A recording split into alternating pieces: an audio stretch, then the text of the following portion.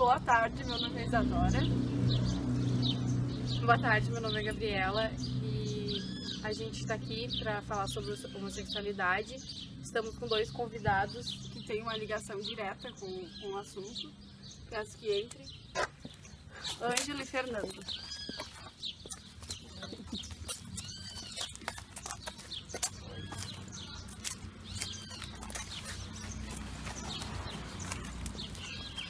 Então, eu vou começar perguntando pra ti, Fernando, assim, em qual momento tu decidiu assumir isso, assim, e como que foi, assim? Olá, meu nome é Fernando, tenho 20 anos e sou gay assumido desde dezembro do ano passado. Primeiro eu me assumi pra minha mãe em dezembro de 2014. Foi numa conversa informal, eu comecei a questionar sobre relacionamentos com ela e ela pediu pra mim ser claro, e daí eu falei que era um menino e que não era uma menina. Aí a gente se emocionou, conversamos e foi diferente do que eu esperava. Eu esperava um choque, mas eu recebi de apoio, vou estar contigo, como sempre teve, entendeu? Porque é uma coisa que vem comigo desde a minha infância, entendeu?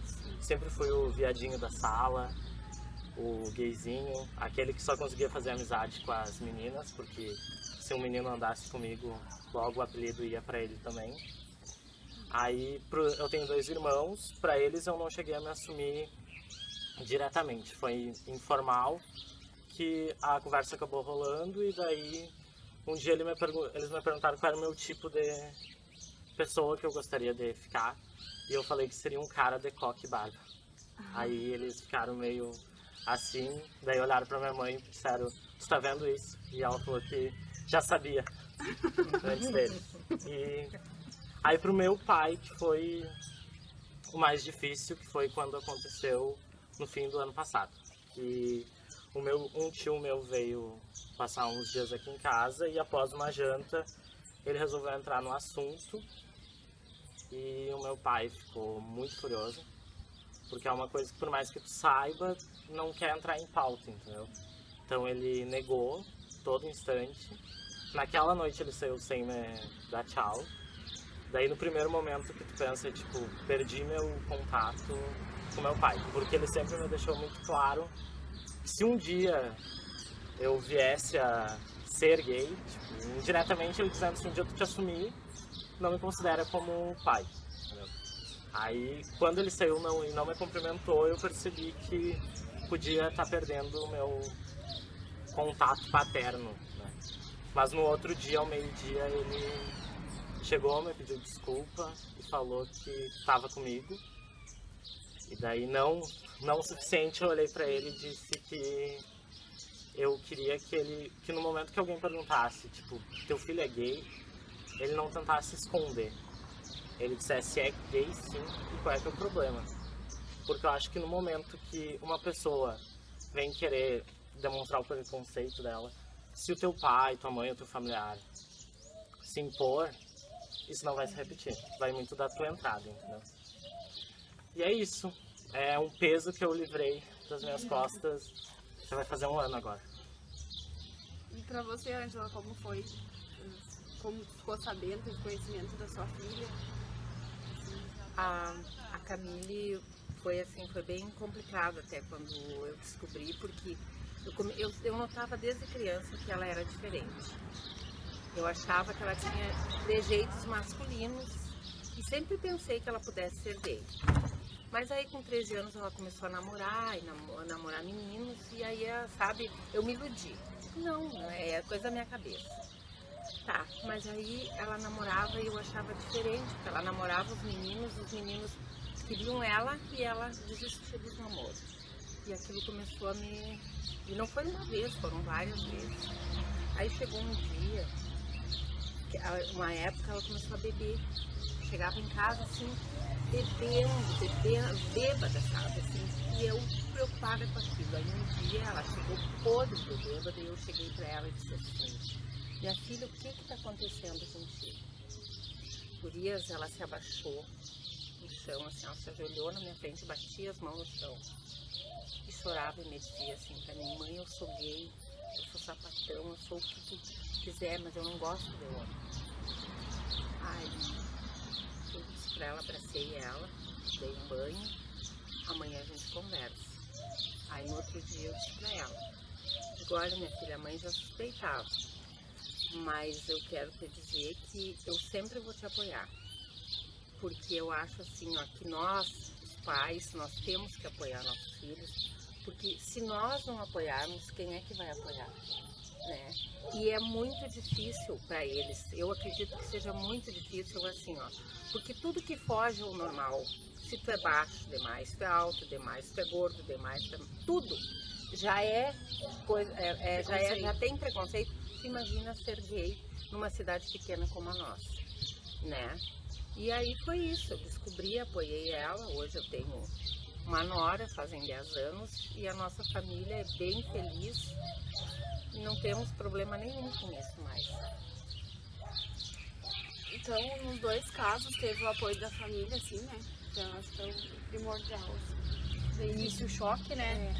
Mas depois o apoio, né? Então, assim, agora eu vou voltar mais pra parte, assim, do preconceito em geral, assim, na rua, assim, né? Que é o mais comum, assim. Eu queria saber se tu já sofreu alguma forma de preconceito, assim. Tem dois extremos de preconceito que eu sofri. Um foi há umas semanas atrás, quando fui agredido por um cara por ser homossexual e não ter problema com isso, entendeu? Mas um que marca bastante a minha formação foi na 7ª série, quando ainda era aquela fase do gayzinho viadinho e que eu tinha que dizer que não, entendeu? Que eu negava. Que eu tinha um colega que tinha mais 3 amiguinhos e o hobby deles era me perseguir o recreio inteiro pra bater no viado. Então esse foi um dos que mais me chocou, assim, que foi que eu percebi, tipo, essa violência existe. E na época eu tinha 12 anos e eu já pensava, imagina se eu me assumir, tipo, o preconceito vai ser maior ainda. Mas hoje o menino mandante de tudo já me pediu desculpas, hoje a gente é amigo, tipo, amigo mesmo, daí fazer festa junto, de um curar o corre do outro, amigo mesmo, e eu não guardo nenhuma mágoa, porque eu acho que tudo isso acontece, tem um significado que se eu não entendi ainda, eu vou entender depois, entendeu? Então é uma coisa, nada acontece por acaso, e talvez isso me tornou mais forte pra mais tarde eu pegar uma força pra me assumir. E sobre a minha violência há umas semanas atrás, eu vi que aquilo que a gente vê na internet, por exemplo, recentemente o vídeo dos travestis sendo agredidos em praça pública, eu pensava, tipo, nossa, tô tão distante. E eu fui agredido dias depois, entendeu? Com a justificativa de que eu sou gay e que nós, gays, temos que morrer. Então, isso, e o pior e o mais chocante de tudo é que o cara é um pai de uma garota que não tá... Que isso pra mim não é um problema, entendeu? Eu acho, não digo como castigo, mas tipo uma garota que não tá livre de daqui a algum tempo se descobrir homossexual. E até ele, de repente, porque às vezes a pessoa tem tanto preconceito pra esconder, né? Com certeza. E esconde uma coisa que pode ser dentro dele, né? Dentro dele, nem ele sabe, né? Porque tanta revolta, né? Na sequência a gente vai apresentar o vídeo das agressões.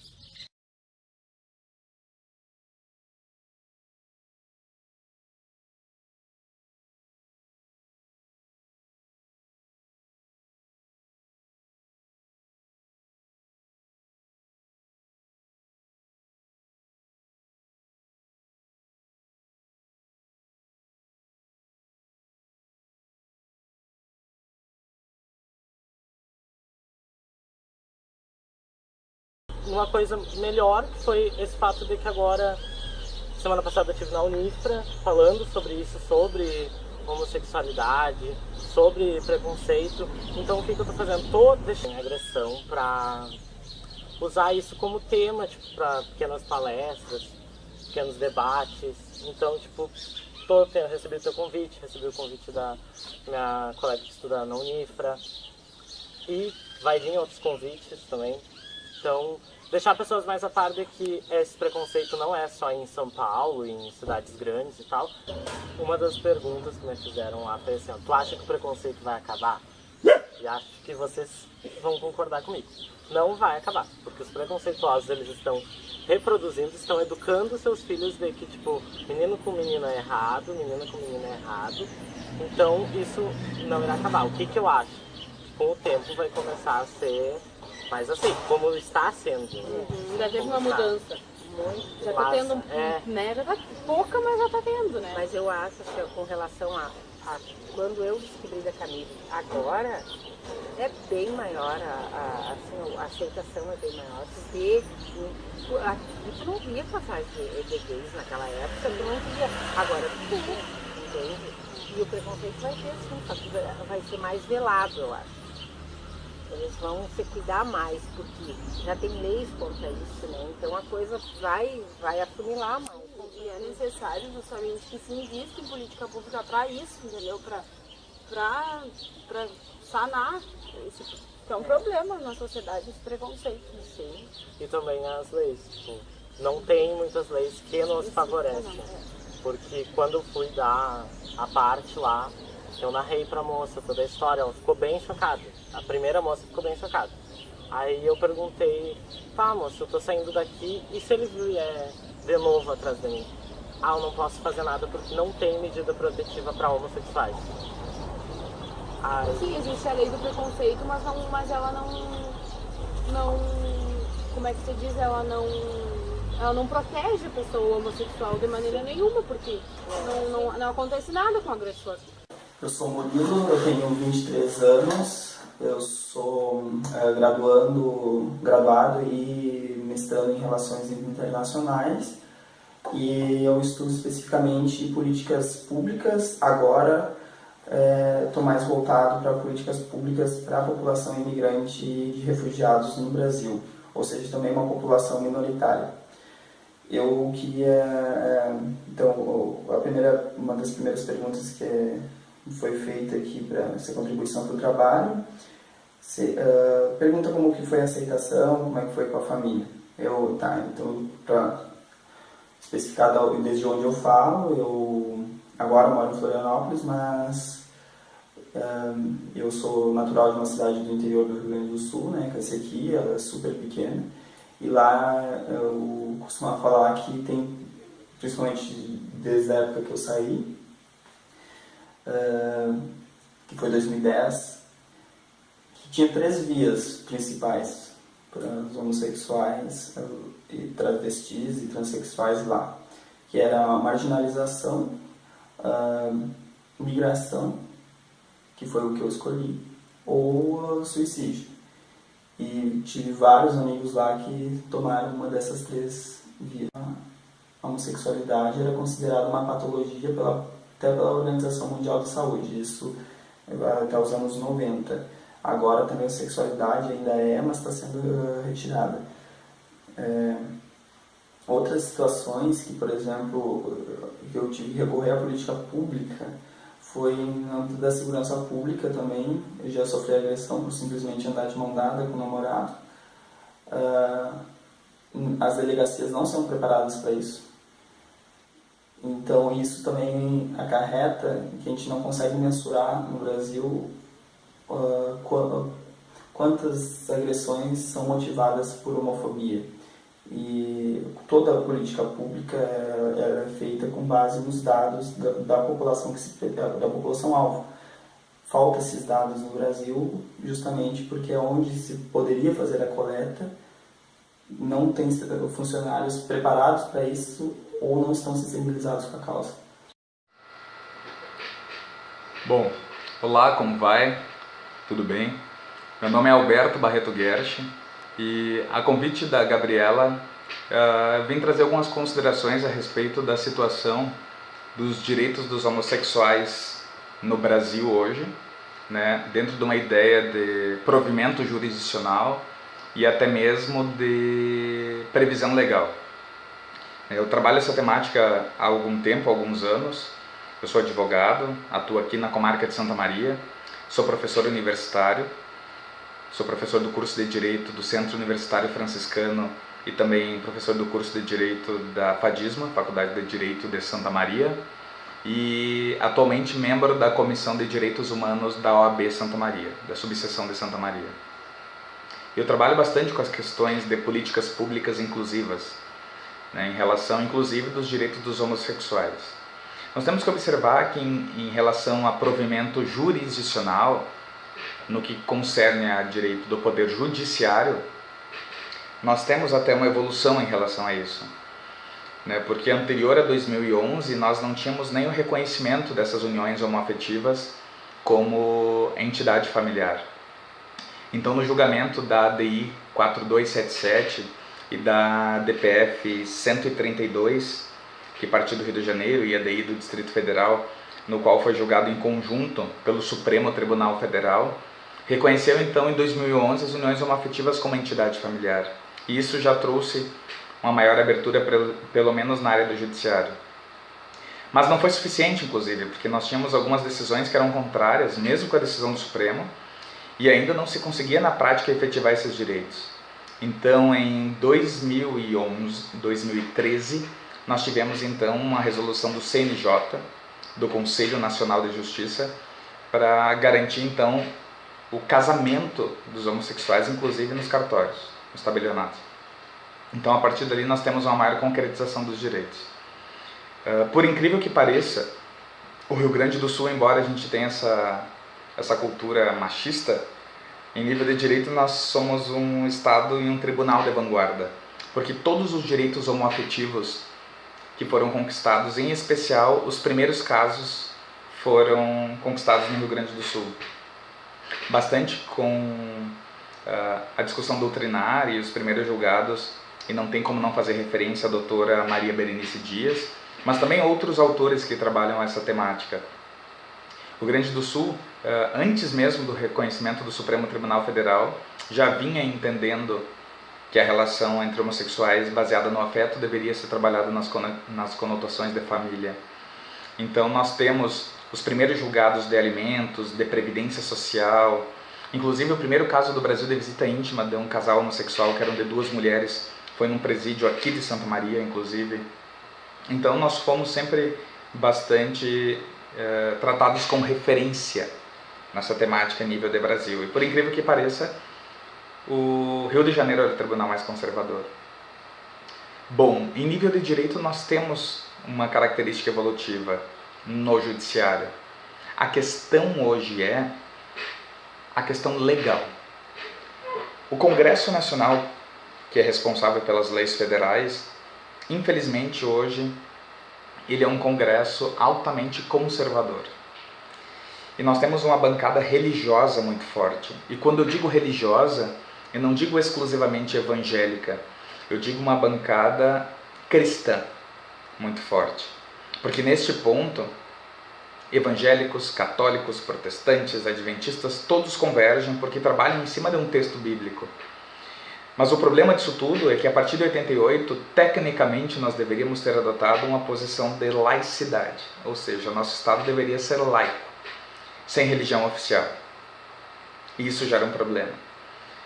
Atualmente nós estamos em discussão justamente devido ao fato de ter um Estatuto da Diversidade tramitando no Congresso, que não passa justamente devido ao fato desse conservadorismo e desse fanatismo religioso, ou seja, o fundamentalismo religioso ele é diametralmente oposto à ideia de Estado de Direito.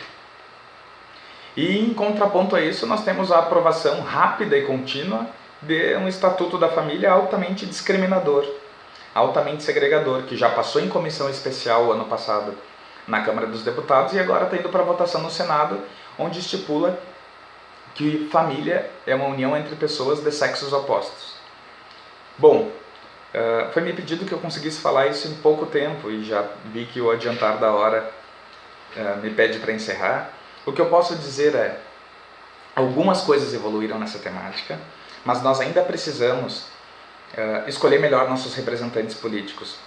porque hoje nós temos um Congresso Nacional que faz as leis que são de aplicação nacional altamente, com uma influência altamente religiosa.